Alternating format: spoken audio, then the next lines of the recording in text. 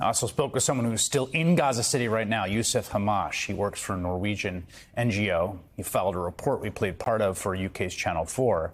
He's lived in Gaza his whole life and described what he's seen the last few days.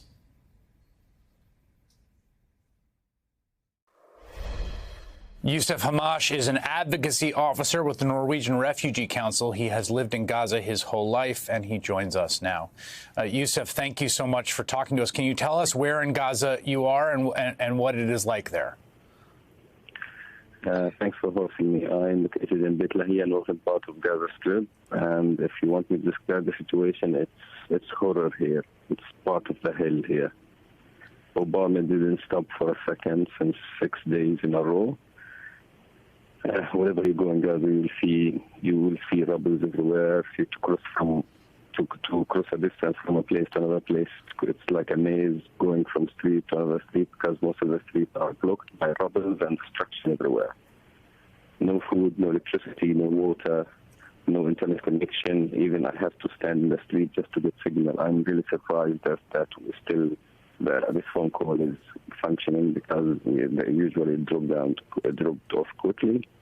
Situation is deteriorating really quickly for the most vulnerable people who had to flee from the northern part, eastern part of Gaza, seeking shelter in the Norway schools. Now they are full, even above their capacities. Now people who are lucky to have some relatives who live in some areas that haven't been bombed, so they have to go seeking shelter at their houses. There is no one house in Gaza hosting one family. Everyone is hosting another one of their relatives who lost their house or they were forced to flee. Can you were there in 2014, the last time that there was a war between Hamas and Israel in Gaza specifically, and is this more destruction? Are the airstrikes and the bombing a wider area than what happened in 2014 in these first 6 days? So it was 2008, 2009, 2012, 2014, 2021, and between that also there was a lot of small ground fights. This is to us, but this cannot be compared with what we witnessed previously. This is a massive bombardment that they are using. The bombardment all over Gaza Strip. There is no single place safe in Gaza. Usually when you have escalation in Gaza, the most affected areas are the north and eastern part, border areas. But now all of Gaza Strip is is affected because, as you see for sure everyone saw in the news, the center of Gaza City, which is the Ramal area, have been turned to ash.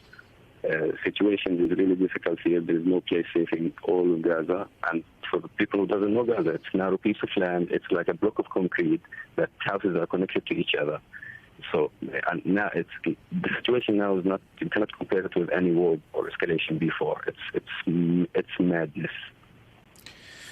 How you talked about the humanitarian basics, obviously shelter being one of them. We have numbers that there are as many 300,000 people who are now homeless out of a population of 2 million. Water, electricity is running out. Water, food, how are people acquiring food, and is there clean water still?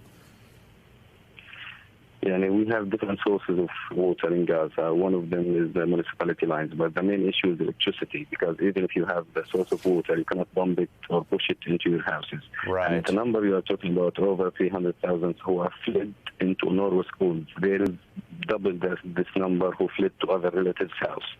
And Shifa Hospital, trashes. There is people are shattered everywhere in Gaza, just seeking shelter in different places. It's not only in Norway school. It's like almost every place that is not governmental and not any place is related to Norway, United Nations, church. People are trying to secure themselves, convincing themselves that these places are safe. And for example, if you look to Shifa Hospital, it became from a hospital to a shelter. Right. It's transferred. It's transferred. Yeah. How I'm wondering what obviously the governing authority in Gaza is Hamas. What are they saying to the people of Gaza about what is happening and what is about to happen? The people in Gaza are disconnected from the world and from everything else. Even internally, we cannot communicate with each other. There's no internet and there is no also signal communication because all of these towers, signal towers have been bombed. And trust me, there's 2 million people in Gaza are thinking and living day by day. No, sorry, they are living second by second because no one can ensure the next second that he will be alive. All what we think about is to secure our children, secure our basic needs. Every day I have to go to wait in line in front of a bakery for more than 2 hours just to get a bucket of bread. This is the situation in Gaza. There is, of course, no way out because of the Rafah crossing. What you just said it, I guess, second by second. I hope that you can keep your family safe, and I'm so appreciative of your taking time to talk to us. Thank you so much. And we are trying to secure ourselves. I had to flee from my house to one of my relatives' house. I was lucky someone is accepting to host me because I live in a bit border area. Also, my mother and my sisters are in a different one of other relatives' house. The situation is really unacceptable. And also, we are getting every night. We are afraid from the night in general now. Whenever it's night, it's terror here. We are afraid. It's a horror movie every night we are living. And we are always, every night, we are praying to see the daylight again.